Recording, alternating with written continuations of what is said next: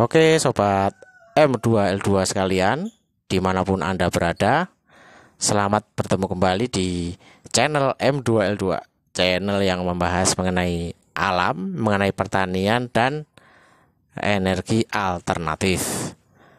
Kali ini kita akan membahas mengenai lentera air garam, yang mana lentera ini sumber energinya menggunakan baterai magnesium. Nah, apakah baterai magnesium tersebut? Nah, kita juga akan membahas prinsip kerjanya di video kali ini.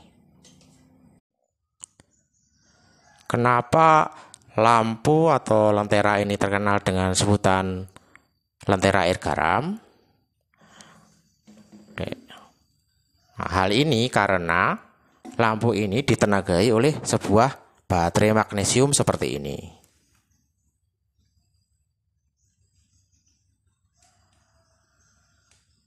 Nah, baterai magnesium ini sendiri itu menggunakan larutan air garam sebagai cairan elektrolitnya. Jadi mengapa lentera ini terkenal dengan sebutan lentera air garam? Oke, air garam tersebut, larutan air garam tersebut itu dimasukkan ke dalam baterai ini sebagai cairan elektrolit melalui lubang ini satu, kemudian melalui lubang kedua ini satu, dua. Nah, kemudian energi listrik yang dihasilkan oleh baterai ini dikeluarkan melalui port positif ini, kemudian port negatif ini. Jadi ada dua port, satu, dua, positif, negatif. Oke, kemudian energi listrik tersebut akan disalurkan ke lampu yang putih ini yang berada di tengah-tengah ini melalui dua buah konduktor yang berwarna perak ini satu, nah ini dua nih. Nah, sehingga energi listrik tersebut sampai atau mengalir ke lampu yang di tengah ini sehingga lampu tersebut bisa menyala. Nah, sebenarnya baterai magnesium ini baterai ini tersimpan di bagian bawahnya lampu ini, di sini nih, dalam tabung ini. Nah, ini saya copot karena untuk menjelaskan kepada sobat M2L2 sekalian nih. Nah, jadi seperti itu. Kemudian lentera ini dapat pula kita gunakan untuk lampu emergensi. Nah, hal ini karena yaitu tadi karena lentera ini ditenagai oleh baterai magnesium ini, yang mana baterai magnesium ini tidak memerlukan pengecasan ulang dari jala-jala PLN sehingga dia independen. Baterai ini hanya memerlukan penggantian larutan garamnya, larutan air garamnya itu setiap interval 8 jam sekali. Nah, itu saja. Dia untuk menjaga tetap agar baterai ini tetap bekerja. Oke.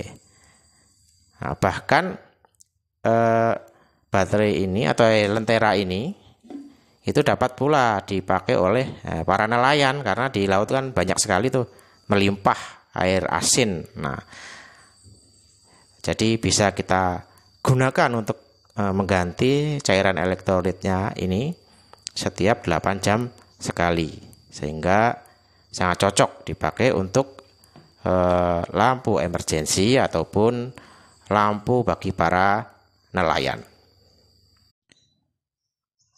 Dalam kondisi sangat ekstrim, lampu atau lentera air garam ini dapat pula kita gunakan untuk sumber energi listrik darurat. Misalkan dalam kondisi bencana alam misalkan ya, amit-amit ya, mudah-mudahan tidak terjadi. Nah, ini bisa jadi tidak tersedia sumber energi listrik dari PLN selama berhari-hari. Nah, alat ini atau lampu ini bisa kita gunakan sebagai alat pengecas handphone. Nah, kita pasti butuh itu ya, alat komunikasi. Nah, jika tidak atau belum tersedia listrik dari PLN, maka kita bisa menggunakan lentera air garam ini. Nah, di sini ada port USB, bisa kita pakai, tinggal colokan kabel USB handphone untuk mengecas handphone tersebut. Oke, jadi selain sebagai lampu emergency dalam kondisi darurat, dia bisa sebagai sumber energi listrik darurat. Oke, setelah tadi kita menjelaskan secara detail mengenai unit lentera air garamnya, maka pembahasan akan kita lanjutkan ke bagian baterai magnesiumnya. Kita akan coba menjelaskan mengenai bagian-bagian baterai magnesium, kemudian prinsip kerjanya, beserta proses reaksi kimianya. Nah, bagaimana dia proses reaksi kimianya sehingga terjadi pembangkitan energi listrik. Oke, berikut ini adalah bagian-bagian dari baterai magnesium tersebut. Nah, yang pertama itu ada anoda magnesium. Nah, anoda magnesium ini terbuat dari logam magnesium. Nah, ini ada dua, satu, dua, ini sama. Nah, logam magnesium juga yang berfungsi sebagai anoda. Oke, yang kedua itu adalah tabung baterai magnesium itu sendiri. Nah, seperti ini.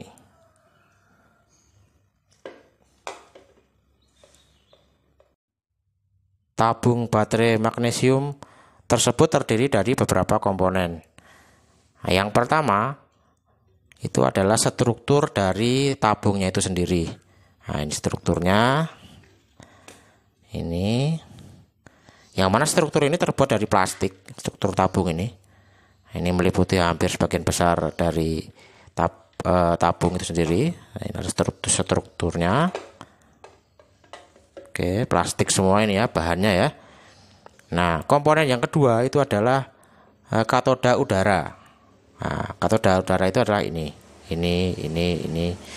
Nah, coba kita dekati ya. Oke, dia tampak seperti serat karbon ini. Nah, memang ini sebenarnya dia itu terbuat dari jaring kawat yang dilapisi karbon dan separator. Jadi dia akan tampak seperti serat karbon nih. Oke, ini sebenarnya dia lembaran ya, lembaran yang dipegang oleh struktur ini, yang ditempelkan ke struktur ini lembaran.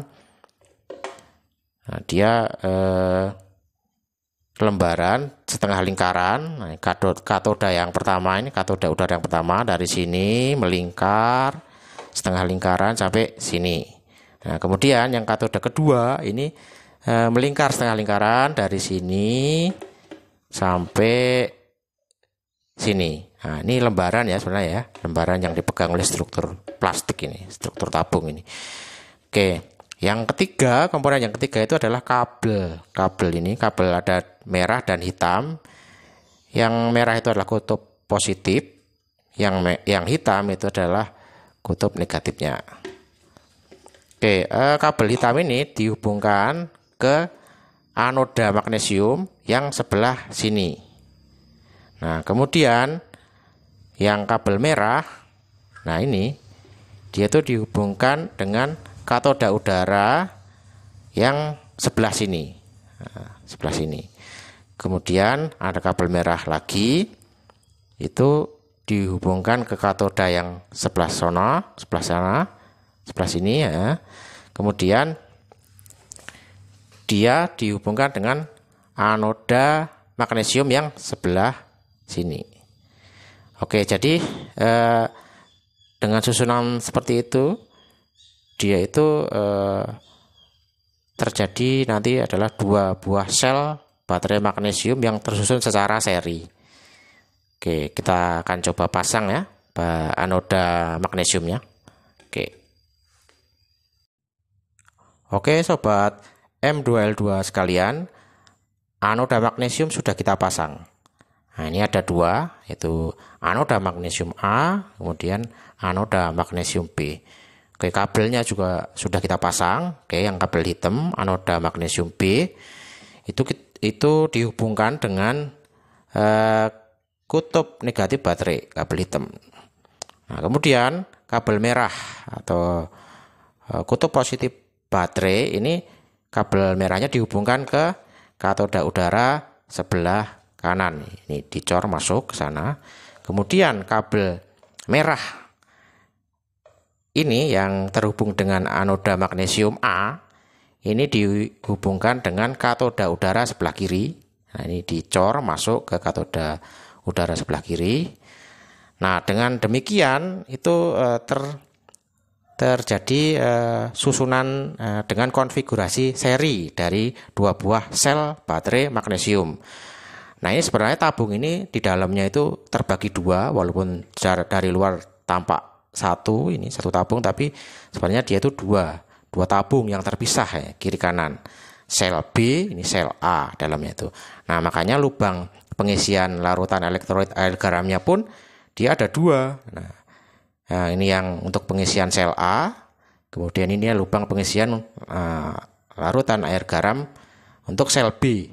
Nah, larutan air garamnya sendiri itu takarannya adalah setiap 380 ml air garam itu dicampur dengan 18 gram garam dapur, kemudian diaduk secara merata sampai larut, kemudian dimasukkan ke kompartemen atau ke sel A.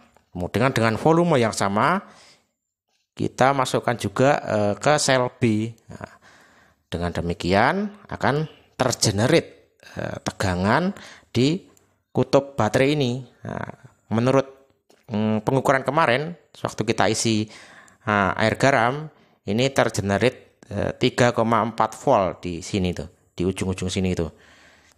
Oke. Nah, nanti untuk lebih jelasnya mengenai baterai magnesium ini kita akan simulasikan secara sederhana dengan menggunakan piring logam, supaya kita semua mendapat gambaran yang jelas dengan metode yang simulasi sederhana.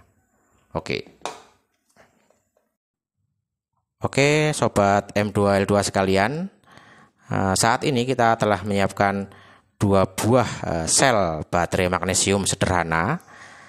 Nah, yang mana sel pertama kita menggunakan anoda magnesium seperti yang pada lentera air garam, sel lentera air garam, baterainya, yang kita rendam di dalam larutan air garam dengan takaran yang sama dengan sel baterai air garam, lentera air garam. Oke, setiap 380 ml air tawar kita campur dengan 18 gram garam dapur. Oke, kita menggunakan piring metal nih sebagai wadahnya, sekaligus sebagai katodanya.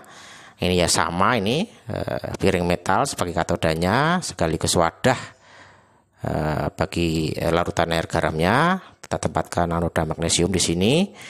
Nah, kedua sel baterai sederhana ini kita hubungkan secara seri. Oke, ini katodanya, kutub positif. Kita hubungkan ke multimeter, probe positif, ini kabelnya. Kemudian anoda magnesiumnya kita seri dengan piring logam ini, piring metal ini.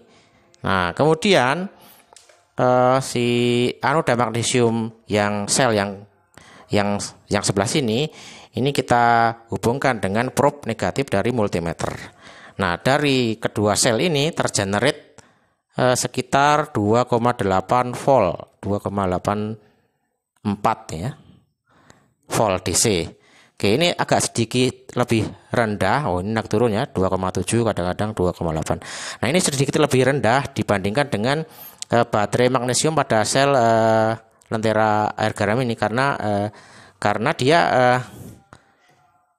di sini bahan katodanya itu berbeda. Dia katoda udaranya menggunakan kawat konduktor yang dilapisi bahan karbon ya, hitam-hitam ini.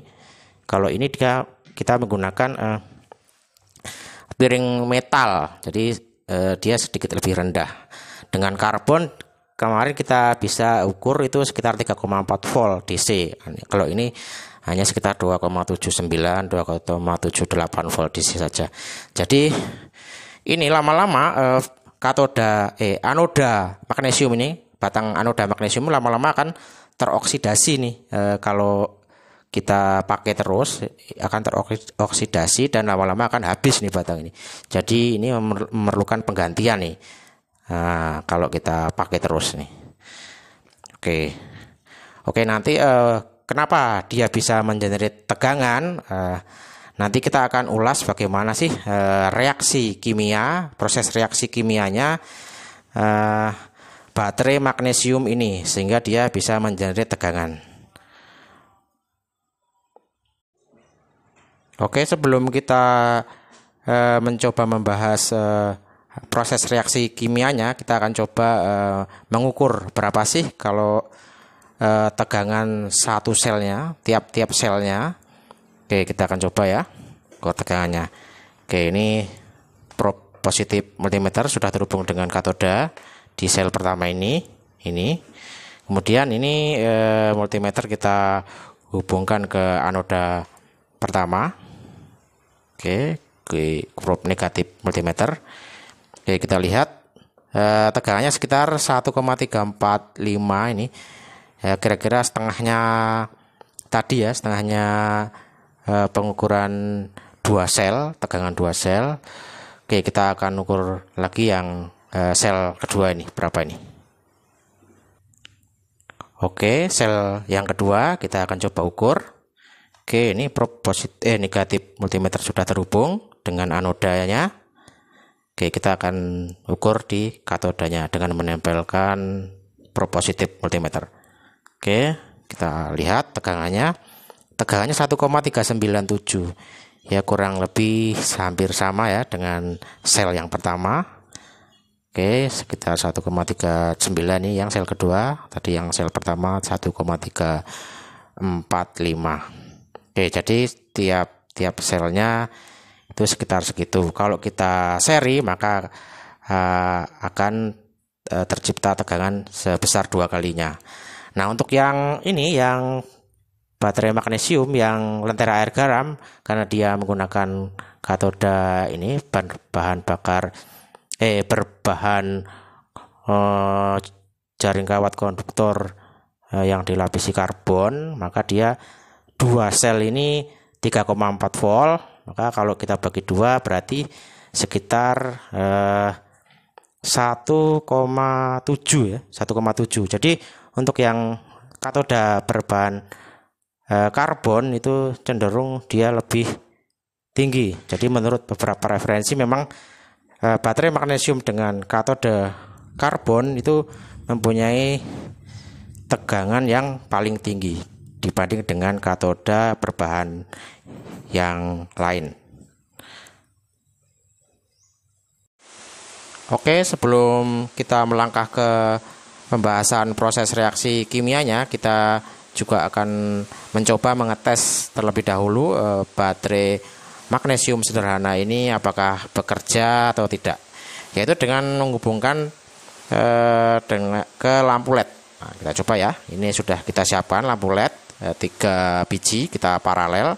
Oke, kita coba nyalakan. Nah, ternyata memang nyala ini lampu LED-nya 3 biji. Oke, cukup terang. Oke, ini membuktikan bahwa baterai magnesium sederhana ini bekerja menghasilkan tenaga listrik. Oke, seperti ini ya. Dengan tegangan tadi sekitar 2,8 volt total 2 sel.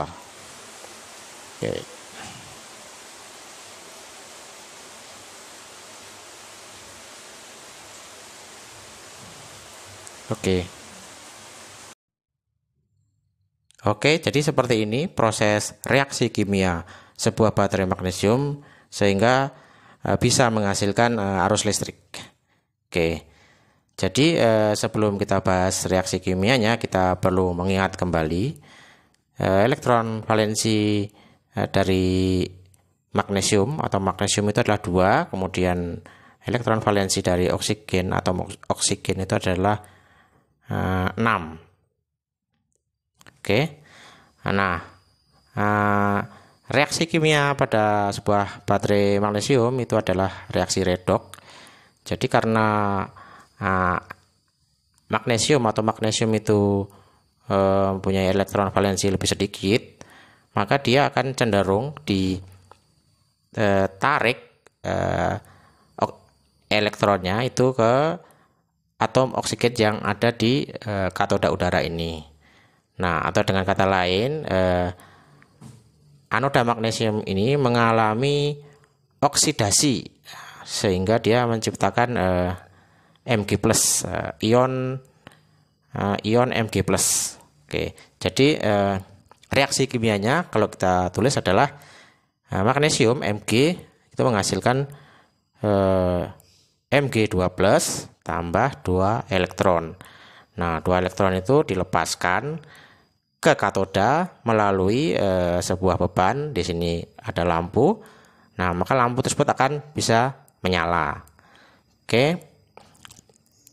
Kemudian pada katoda udara itu ada reaksi reduksi, yaitu penambahan 2 elektron ke katoda udara ini.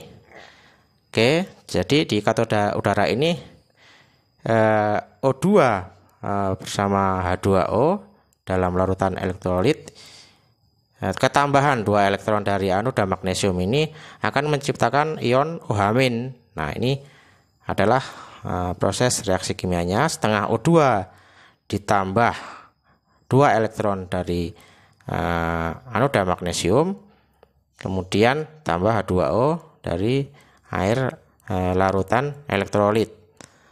Nah, itu akan menciptakan 2 OH-, ion negatif 2 OH-. Oke. Jadi seperti itu proses reaksi redoksnya dan menciptakan arus listrik yang mengalir melalui beban. Nah, proses dari reaksi redoks ini akan menciptakan Mg+. Jadi di magnesium ini dia akan menjadi ion positif ini. Nah, dengan demikian dia akan menarik ion-ion negatif yang ada di dalam larutan elektrolit ini, akan tertarik oleh Mg+ ini. Kemudian Mg+ ini juga akan mensuplai terus elektron ke katoda sampai dia anoda magnesium ini habis teroksidasi. Oke, lama-lama dia habis nih. Oke, reaksi keseluruhan dari kedua elektroda ini, dia itu adalah Mg magnesium tambah setengah O2 ditambah H2O. Nah, itu produksinya adalah magnesium hidroksida. Nah, seluruh proses reaksi kimia ini itu akan menimbulkan atau menciptakan endapan magnesium hidroksida. Nah, ini akan mengendap di sini, menempel dan mengendap di sini. Nah, kemudian makanya kita perlu melakukan penggantian larutan elektrolit itu setiap 8 jam sekali. Hal ini untuk membuang daripada si magnesium hidroksida ini dan untuk merefresh larutan elektrolit. Nah, oke, seperti itu. Jadi proses reaksi kimia pada baterai magnesium.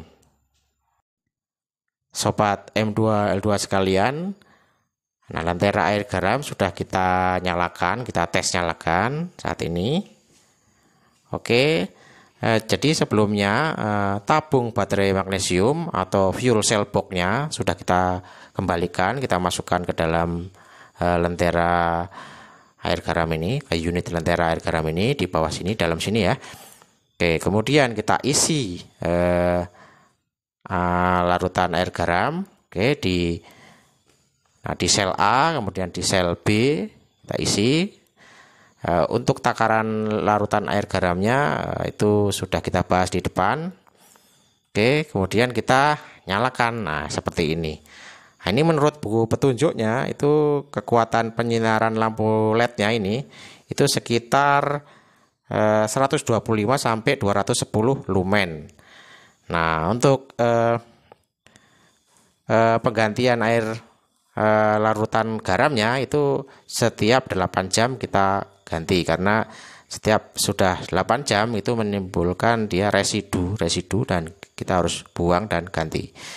Oke, kemudian untuk kekuatan magnesiumnya itu dia bertahan 100 jam. Menurut buku petunjuknya itu tiap 100 jam itu ada 2 batang magnesium, anoda magnesiumnya kita ganti dua-duanya setiap 100 jam penyalaan.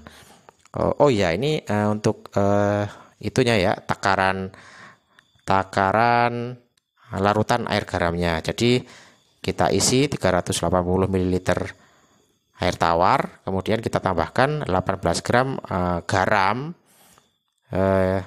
untuk kita larutkan, kita aduk sampai larut, kemudian baru kita masukkan ke sel A dan sel B. Ini adalah takarannya. Oke, jadi seperti itu lentera air garam. Tambahan keunggulannya, lentera air garam ini dia adalah ramah lingkungan karena tidak menimbulkan zat-zat berbahaya ataupun polusi.